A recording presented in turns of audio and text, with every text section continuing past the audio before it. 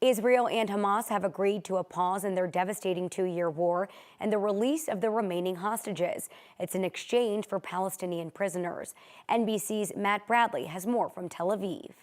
Now I'm here in what Tel Avivians have been calling Hostage Square for the past 2 years, and now we're seeing, as opposed to the normal sorrow and grief, an enormous amount of gratitude and joy for what was just announced this morning, the first phase of that deal set to come into place within the coming days after Israel's government approves it potentially today. Now, again, we're hearing that Steve Witkoff, President Trump's top negotiator for the Middle East, is going to be on his way to Israel. That could happen as soon as today as well. And it's possible that he's going to be accompanied by President Trump's son-in-law, Jared Kushner, who has been a major part of all of these negotiations dating back to President Trump's first term. So, what has been decided so far? It looks as though all of the hostages will be freed. According to Hamas, aid will then be rushed into the Gaza Strip, much needed aid that's contributed to the famine-like conditions there, or the lack of it.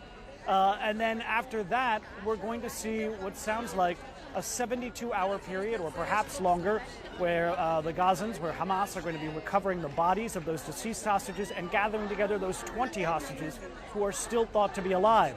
That will be a momentous and solemn occasion for this country, as they've waited for 2 years to see these hostages released.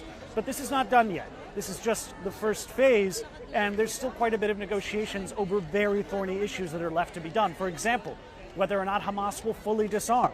Both sides have been speaking about different aspects of that, and it sounds as though Hamas also wants some sort of role, as yet unclear, in determining how Gaza will be governed moving forward.